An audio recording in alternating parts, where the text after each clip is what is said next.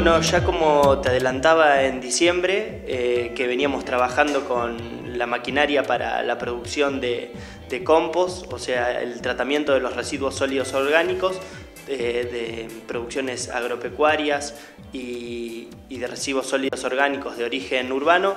Ya estuvimos realizando las pruebas dinámicas con la fabricación de este prototipo de la volteadora de compost. La máquina de compostaje lo que hace es voltear y homogeneizar las materias primas a utilizar. Es un proceso aeróbico, es una fermentación aeróbica y por lo tanto hay que darle condiciones de humedad y de aireación adecuada para que los microorganismos puedan actuar correctamente, y una de las claves del proceso es eso, los volteos periódicos de los residuos, así que esta maquinaria facilitaría y optimizaría el proceso. Este tipo de maquinaria puede ser utilizado tanto como pequeños productores, como algún productor más grande que tenga tambo, residuos de producciones avícolas, grandes volúmenes de guano de gallina. Puede ser útil esta maquinaria. Como te dije también, rellenos sanitarios. La máquina es para trabajar en escala con pilas de compost de 2 metros de ancho de base, 1,50 m de altura y bueno, y después el largo de la estiba de residuos que uno quiera compostar. Y también estamos trabajando con la gente de IPAF Pampeana, ingenieros mecánicos y diseñadores industriales, para hacerle un rediseño, y junto con propiedad intelectual de INTA, tratar de buscar la patente de esta máquina, que si bien ya se comercializa fuera del país, no está la difusión y el uso en nuestro país de este tipo de maquinarias.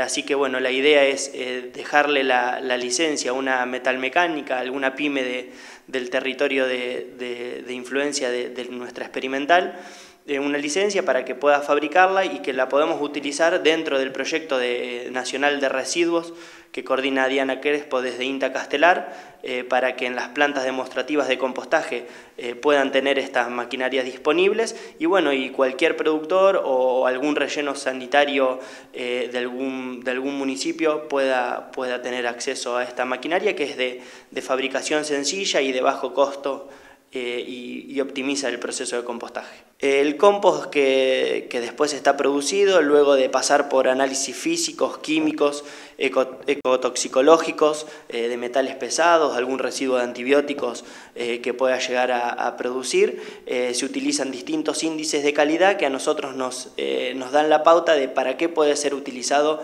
ese compost. Puede ser utilizado desde la producción de sustratos orgánicos para plantines de hortícolas, aromáticas, ornamentales, que con eso estamos trabajando en articulación con el Instituto de Floricultura y con la Cátedra de Horticultura de la Universidad Nacional del Sur. Y también puede servir como biofertilizante o enmendar lotes con bajo contenido de materia orgánica. Sí, en los municipios que les podría servir esta maquinaria son los municipios donde realizan separación de residuos en origen en un primer momento, y que luego, ingresados a la planta, tienen una cinta de clasificación de residuos también. Estamos trabajando en convenio de vinculación tecnológica, asesorando al municipio de Villarino, donde ellos tienen en la planta de médanos y en el relleno sanitario de Pedro Luro ya las instalaciones apropiadas como para empezar el proceso. Y bueno, ya estuvimos trabajando en unas primeras pilas de compost de residuos sólidos de origen urbano, lo que haría reducir el volumen y la cantidad de los residuos sólidos orgánicos de origen urbano. Sería que las cavas del relleno sanitario tengan mayor duración en el tiempo y sea más sustentable y más amigable con el medio ambiente. Y bueno, también la técnica estas de pilas y de manejar grandes volúmenes de pilas de compost a campo, lo que beneficiaría también es a los residuos agroindustriales que tenemos en nuestra zona, como por ejemplo los residuos de la cebolla que salen de los galpones de empaque y clasificación que tenemos en toda la zona del Valle Bonaerense del Río Colorado. Esto también podría ser una alternativa para evitar que los residuos sean quemados o vertidos en lugares incorrectos. Sí, la idea es que nosotros caracterizamos las materias primas a utilizar en el proceso de compostaje desde el punto de vista microbiológico, químico, físico y le hacemos las determinaciones de metales pesados para ver si esas materias primas son aptas luego para poder ser utilizadas en la agricultura. En un primer momento, desde el punto de vista microbiológico, realizamos determinaciones de enterobacterias como Escherichia coli, Salmonella, que luego de finalizado el proceso de compostaje, debido a las altas temperaturas que se logran durante este proceso biológico, se logra sanear desde el punto de vista microbiológico y luego son aptos para la manipulación y para ser aplicados en cultivos hortícolas. Desde el punto de vista químico, las primeras experiencias que hemos tenido es que logramos humificar buena cantidad de esos nutrientes inorgánicos que contienen los residuos de desechos agropecuarios, más que nada de los estiércoles, que esos nitratos, para evitar que se vayan al medio ambiente en forma de lixiviados a las napas y que contaminen aguas o que sea volatilizado el amoníaco al aire, logramos humificar ese nitrógeno inorgánico en formas de nitrógeno orgánico que luego van a estar disponibles también para los cultivos. Y bueno, y con las materias primas que utilizamos en algún primer momento, con respecto a metales pesados, no encontramos limitantes desde ese punto de vista, así que tenemos buenas expectativas de que el compost que se producen con los residuos que tengamos acá en la zona sean aptos para producciones agroecológicas o de horticultura convencional.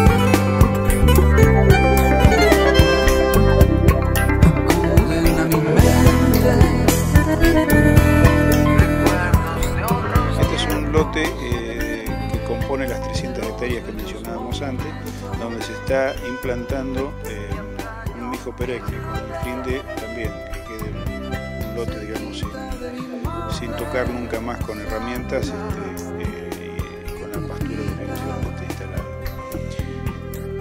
A ver, ¿cuándo se sembró esto, Juan? Esto fue sembrado el 8 de marzo, o sea, hace 2 meses, llegamos 2 meses. ¿Qué densidad le pusieron de siembra? Esto fue sembrado con 3,5 kilos aproximadamente, y en este caso es una semilla que fue cosechada en el mijo que vimos anteriormente, en una prueba que se hizo, que no se pudo rescatar mucho, pero en una prueba, bueno, logramos sacar unos poquitos kilos, que fue sembrado en este cuadro, que es este mijo que estamos viendo acá ahora. Las chiquitas están apareciendo. Está bien. Yo creo que, bueno, esto es una implantación muy reciente. Esto todavía tiene para seguir desarrollando lo que ha nacido y esperando que puedan hacer alguna planta más. Si bien es parte de la etapa de paciencia que hay que tener ahora hasta que esto empiece a desarrollar y a instalarse. Seguramente que si quiero aclarar esto que ya comenté anteriormente también algo, que si no tenemos una buena cobertura que nos conforme en la etapa inicial de desarrollo de este mijo perenne, seguramente vamos a tener que tener un poco de paciencia, como decíamos, para que después las plantas que han prosperado empiecen a emitir semilla y con el tiempo se logra una cobertura como vimos al principio. Esto es bueno aclararlo porque muchas veces nos imaginamos una implantación excepcional de movida y nunca nos ha resultado así. Generalmente hay un nacimiento parcial y después con el tiempo se va logrando una cobertura. Una resiembra es el mijo, en el caso del mijo, tiene una resiembra natural muy alentadora porque se nacen al año siguiente cualquier cantidad de plantas de la misma semilla que ha caído de la planta madre, y en poquitos años se puebla muy bien el lote en la experiencia que tenemos de mijo de 2 años. Además, yo creo que si bien es muy nuevo todo este lote, pero ya creo que vale la pena ir mostrando y aclarando la espontaneidad que tienen algunas especies que empiezan a componer la flora futura de este potrero, que es el caso, por ejemplo, de, bueno, abrepuños que mostrábamos por acá. Aquí hay una planta de abrepuño, veíamos recién bastante nacimiento de trébol de carretilla, un aporte muy interesante, no solamente, o tal vez no tanto como recurso forrajero, pero sí como aporte de nitrógeno al suelo. Y después, bueno, también la aparición de otras especies, como el caso del raygrass anual, y bueno, en fin, el alfilerillo, que por ahí veíamos una planta también. Pero bueno, esto es una etapa inicial. Después con el tiempo vamos a empezar a encontrar otras especies que todavía no están haciendo acto de presencia, digamos así. Tiene un futuro interesante, en principio, como decíamos, por la posibilidad de la implantación del mijo perenne.